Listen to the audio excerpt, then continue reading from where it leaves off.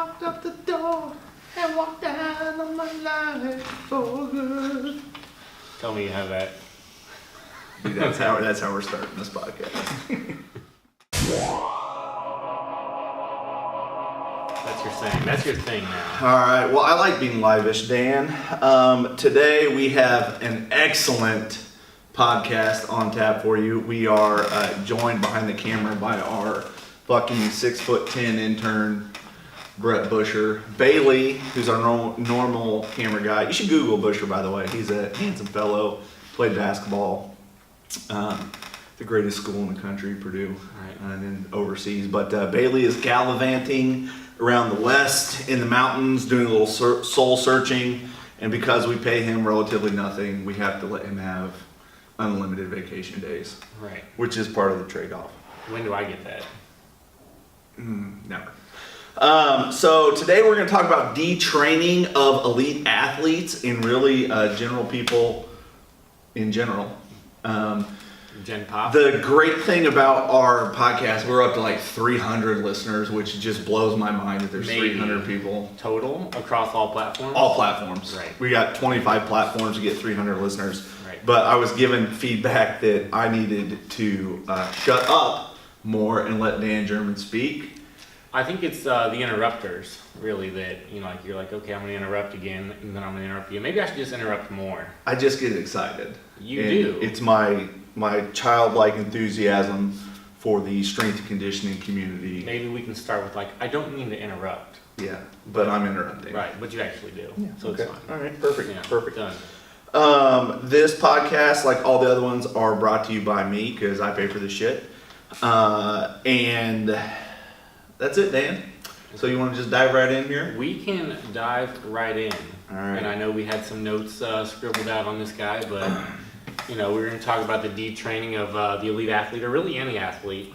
For example, this can be like any mid-level athlete or anybody that just walks through the door, comes into the gym. But I know you had a special place in your heart for the detraining of elite athletes, and you had seen multiple scenarios in multiple environments where it was either good or it was bad, and I know it just strikes a chord somewhere in your bones to just be like, you just hate that shit. It makes me want to cringe. And I nodded my head there a lot so I wouldn't interrupt. Right. Good so I want to give a little background on this. So kind of where this is coming from is in the last, let's say, 10 years of strength and conditioning, we've seen a large influx and a large influence of PTs or physical therapists in the strength and conditioning community. And I don't think it was initially with malintent, like most things. The road to hell is paved with good intentions, right? And it has gotten a little bit out of control, in that out of controlness is what just enrages me and makes your baby Jesus cry. Right, but let's go and start with the good. Sure. Because I think there is some good, before, like anybody goes on a rant. Like, there is a lot of good that's been done. Absolutely. Especially when we talk about the lens that we can see things through, right? So, like, it kind of brought the community together. When I was in school, it was like we need all these professionals to work together, which was like the big sort of, it was like kind of like the statement that was made.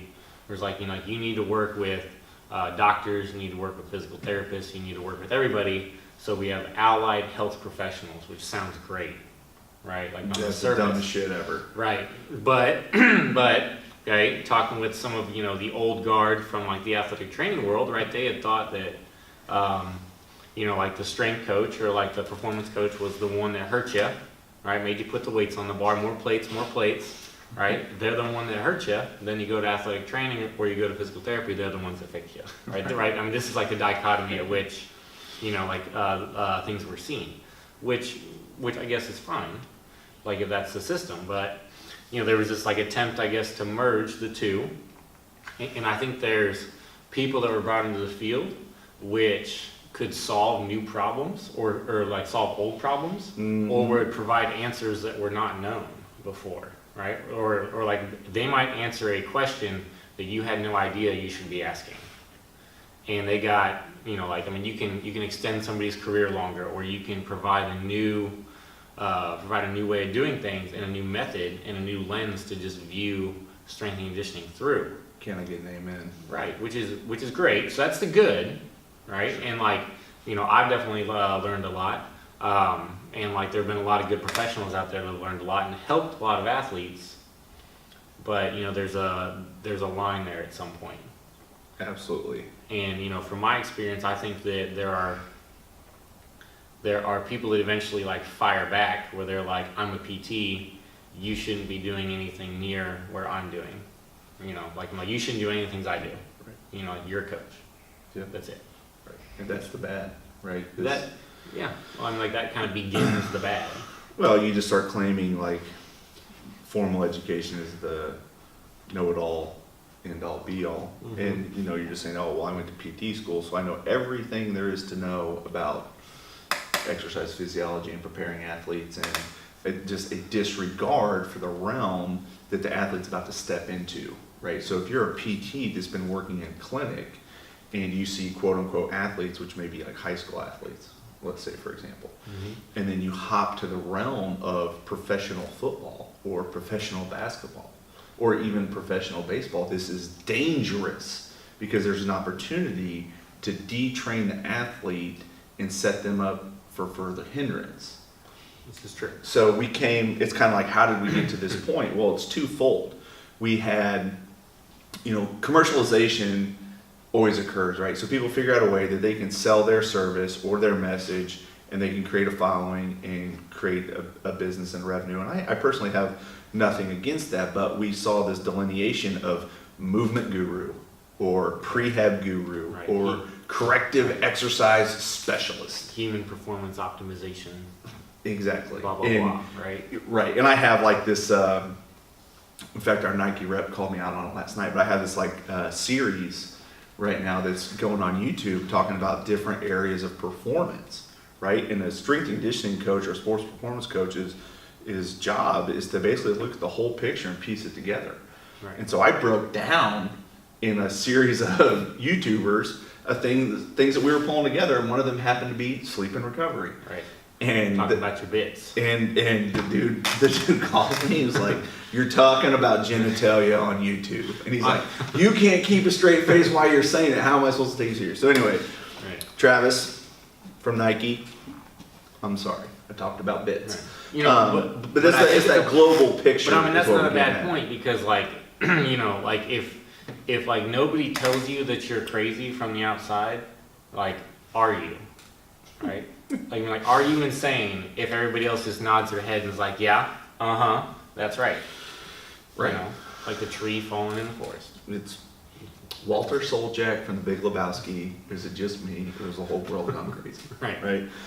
Right. So anyway, we're at this area where there's the corrective exercise specialists and the gurus, and it meets this interesting crossroad. And we're probably uniquely qualified to talk about this because of the scale of the amount of professional athletes we've worked with.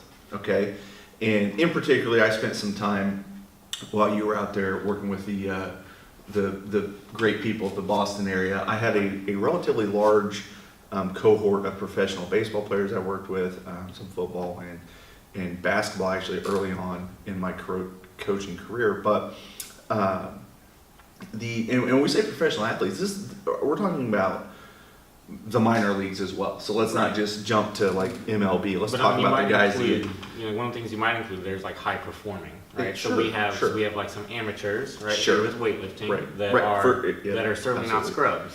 Absolutely.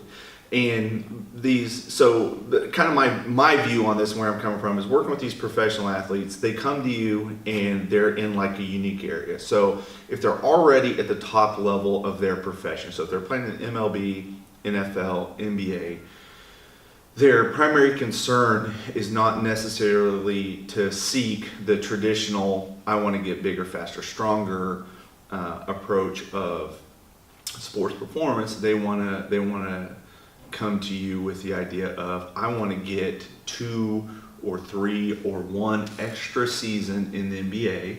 so I can get $10 million.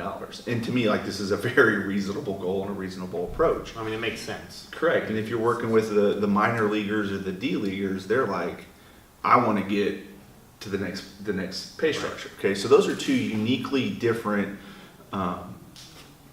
goals, I guess, like higher achieving versus just longevity. And the longevity one is the one that I think is a slippery slope, and I think that's probably the area where the detraining of elite athlete occurs the most, and we need to think out loud and talk out loud about how the hell we got to that point. Right.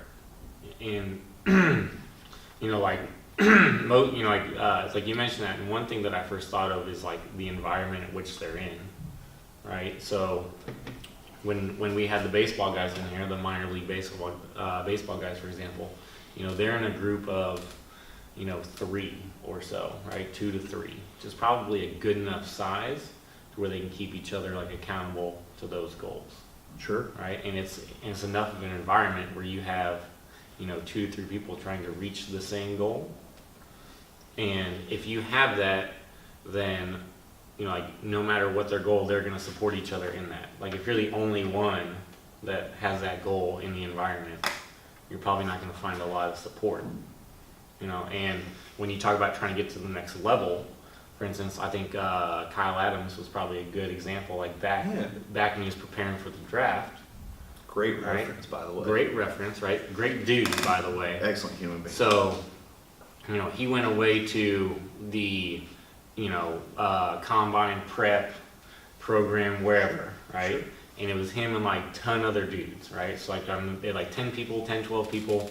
And like, remember the one thing he talked about, it's like, well, what was different? And he was like, well, nothing, except we just worked harder. Everybody was getting after it. Right. When you have 10 guys, he was like, yeah, we wouldn't go out and drink on Friday night. We would sit around, watch movies, and talk about how hard we were going to kill it the next day. On Saturday morning. Right. Go in there Saturday morning, just hyped up. Yeah. Right. In order to perform like as much as possible. And yeah, like he had been introduced to some new things that helped his movement and helped his, you know, like helped him feel good, quote unquote. Sure. Like helped him move a little better. But the overall mentality of the environment he was in was probably the number one factor in his improvement, which then got him to play, 3-4 seasons with the Bears? Mm-hmm. Exactly. Like I believe 3, you know, he's always on that edge of the roster. But a little more than a cup of coffee. He had breakfast and lunch. Right, just a little bit. Yeah, didn't get dinner and dessert. But, you know, he had an experience in the NFL for 2 or 3 years. He made some money. You know, and now he's pursuing life somewhere else. Exactly. Actually, last time is he in Haiti still? Last time he was doing charitable work. So anyway, great dude. But so you get back to the kind of how this happens and the way that culture and environment starts is, all right, you come in the off season and maybe you're a one-offer. All right, so you're not coming in, you're not training with a group, and you're one of 2 scenarios exist. You come to a coach and you say, all right, last year I blew out my ACL. I don't want my ACL to blow out again. And let's just say football's the sport, right? I blow out my ACL. I don't want to blow out my ACL again. Or I am afraid I'm going to be hurt for next season. I'd like you to make me not be hurt, okay? And like any good coach, you put them through an assessment, all right? And then in the assessment pattern, you know that, you know what?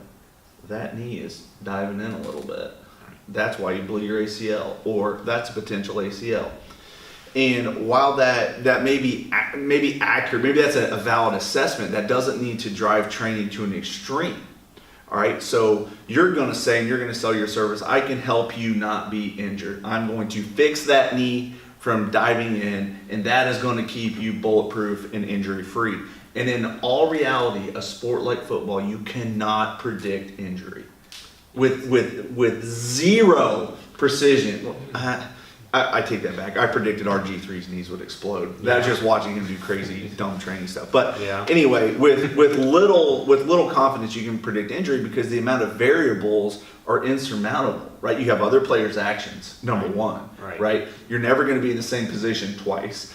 You're traveling, sleeping in hotels. Now they got this shit where they play in London. They fly over like 2 days before, and they're playing a game essentially 9 a.m. Eastern Standard Time, and maybe they're even a West Coast team. Terrible model, right? You have no idea how much their training load is accumulated. There's just a lot of variables and things are unpredictable. So what's happened is we're pulling these athletes out of training environments where they were exposed to high threshold stimuluses. So intense programs that, let's say, had squats and cleans and powerful and explosive things. We're reducing them to corrective exercise. We're getting them fixed. We're chasing better movement for the sake of chasing better movement, and maybe we think is going to help you prevent a little bit of injury. And then we take up their entire offseason by doing that. We never re-expose them to high intensity stimulus, meaning we never have them clean again or squat again or load up a bar or jump or be explosive or change direction. And then we throw them right back into mini camp. They're detrained, okay? And now they're moving against other high performing humans. Saying it out loud, it seems like you're putting them back in there to get hurt, which was the exact goal, the exact opposite of the goal they had. Well, you didn't increase their resiliency to those injuries or like to any really load or stimulus. So they might feel good for the off season because they haven't really done anything. But like I think if you have if you have a short amount of time where you go to quote unquote fix them and you make it better, right? It's not going to be great. But if you make it better, that's a better then you move on and you add load, you add you increase their outputs, not just have them do this one corrective exercise, because then you're chasing movement and you're you become a slave to the model or to the assessment or to the movement error, right? And now if you got the magic bullet to fix it, then you do it, but you move on. You get back to training. You're going to have asymmetries, you're going to have problems, you're going to have movement errors. But you want them to occur at maximal loads and maximal attempts. Sure. Right? And my question, we talked, sorry, I called you dude. I get fired up, I get excited. That's okay. But we've talked a lot about mindset of athletes and how you have to have a champion mindset. What's the mindset of an athlete who just focuses on injury or lack thereof an entire offseason? Right, so you go to mini camp, or you go to Brett. Do they have basketball mini camp, the NBA? They've got preseason workouts. Okay, so you show up some preseason bullshit for the NBA, and all you're thinking about is I don't want to blow my ACL. It's not a very good mindset to step on. Exactly, or mini camp, and even now, in the NFL, to me, it's even worse because there's more rules against how much you can hit in practice and all that stuff because of the Players Association and longevity, but that they never account for the intensity in the games remaining the same. So there's even less preparation when you're in mini camp or when you're in preseason practice. So we have this, and this just pisses me off. We have this lack of critical thinking about the entire process. And we talked about this in other podcasts. Actions and words not aligning up. Right. You want the athletes to be healthier, safer. You want them to be out there to produce a better product. Yet you're having them do less and less and less and return to the exact same competitive environment. Right, where there's always going to be somebody that wants that contract more than you. They're going to hit harder. They're going to run faster. They're going to go harder than you. Exactly. Right. There's always that person that's hungry. Somebody wants your job, right, and somebody's spending an off season trying to get your job. Right. Somebody wants a payday. Yeah. Right? They hang out in the mountains and just train like Rocky, and just go hard, the entire time. Right. And they're in the right mindset. They're out there hitting, dead cows in a freezer. That person's got a leg up if you're just trying to get out there to not get hurt. Exactly. And again, so to go back to, the very beginning, we were saying hey, there's some positive things that came out of this, but there's also some negative things that came out of this. When I say came out of this, we're talking about the influence of PTs and the movement gurus. And I don't think there is absolutely nothing wrong, because we do it here, of trying to get people in better position, getting them to move better, have greater mobility and greater stability. But that is not the entirety of our training program, and I think the danger is when that's the entirety of the program. Right, when that becomes the goal. Or it's 80% of your program, or maybe even 50%, right? I would say ours is in the 20% range, 10% range. Yeah, and sometimes when it comes to fixing some of these positions with weightlifting, it's maybe you just need to tell the person the right thing. Yeah, maybe you don't need all this other stuff. The first line of defense, I think, is how you communicate. It's if you can tell this person, hey, do this when you catch the lift, or when you squat. If that makes it better, that makes it better. Exactly. when we're stutter Yeah. excited. Yeah. So when we talk about movement, you know, there's this concept, and I heard Hunter Pence say this when he was actually talking about his baseball swing, that feel versus real. Okay, so he has like a real funky stance and a real funky way to approaching, and everybody's told him like, this swing is not productive. You know, you're not going to be able to hit shit or whatever. And every single coach has tried to change his mechanics. And he said, the question was asked, like, have you ever tried to change your mechanics? And he's like, I have tried with every organization and every hitting coach. And I've tried. And I just, like, can't. I feel like I'm making the adjustments. And then when I see the video of me hitting, I haven't made a single adjustment. No. Right? So sometimes, like, you're just gonna run into this feel versus real, and you can explain to the athletes and you can try to get them there, but they're just not capable of being in whatever position. And the interesting thing with when we talk about the detraining of the elite athlete is there's a finite amount of time you have to spend in your sport, especially your professional years. And let's say you have a 3 or a 4 year, you know, in the NFL, 3.5 years is like a long NFL career, right? It's like league average is what, 2? You do not have a year or an off season to waste not training for the ultimate stimulus, because at the end of the day, like, you can say, oh, you want the athletes to be healthy and this, that, and the other. I call bullshit, because if they wanted to be healthy, they wouldn't be playing professional sport. They can be healthy and chase proper flexibility and range of motion and joint centration or whatever the terms are that are catchy, and they can do that when they're done with their career. But right now they've got a short window to play professional sports, and they've got a short window to make money, right? Kevin Garnett's the exception to the rule, right? Going to the NBA when you're 18 and play till you're like 70.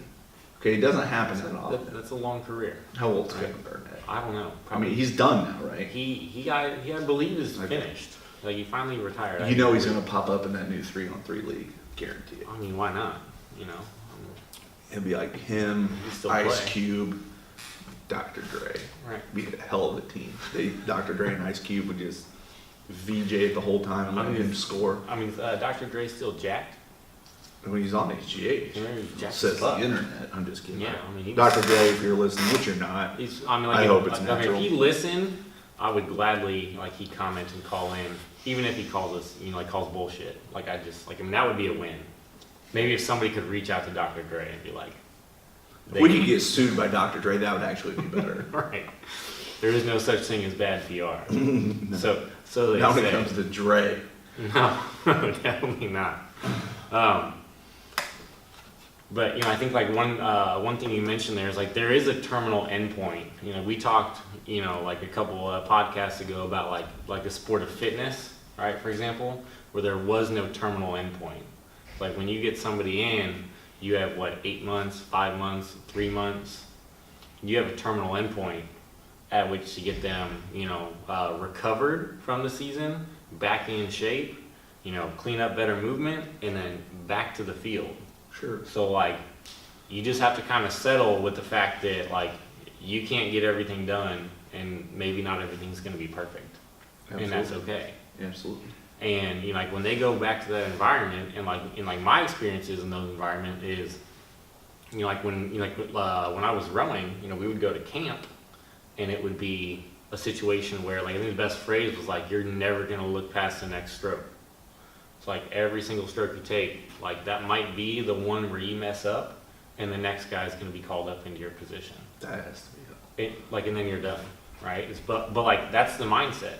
Where, like, if you slip up, like, that might be your only chance, then you're gone, right? It's very similar to weightlifting. Like, if you show up, you got 6 lifts.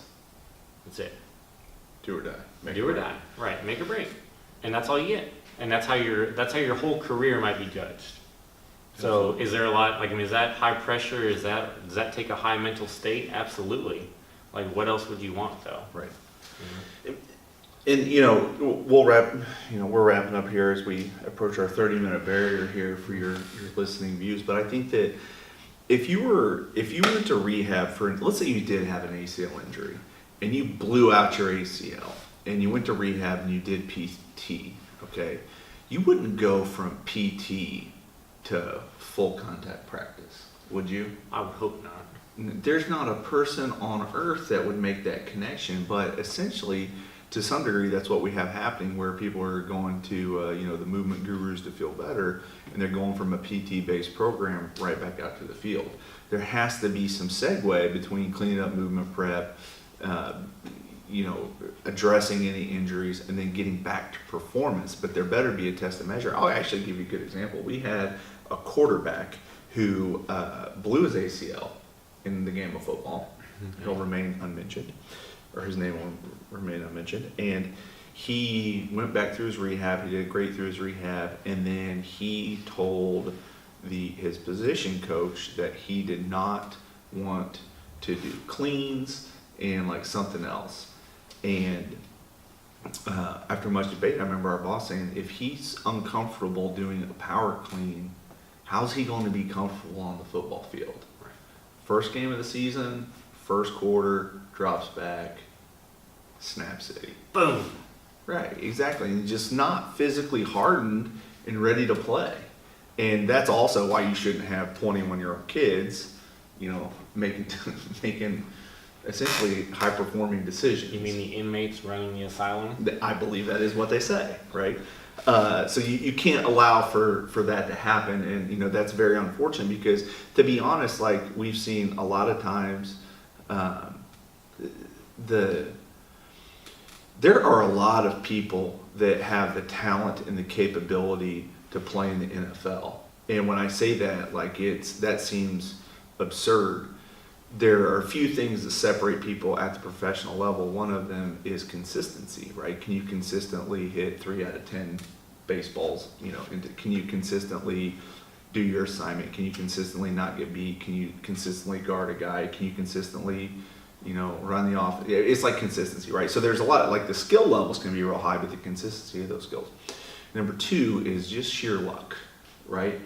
And I mean that not in the sense of talent and your ability to hard work, but your ability to stay healthy, right? And so we have a guy that trains with us. I went to high school with him. It's a good dude, played at Wisconsin, and he played in the NFL. We'd have to ask him, but I think he was just under that 5-year marker. And when he went to Wisconsin, he was like the 3rd or 4th string tight end.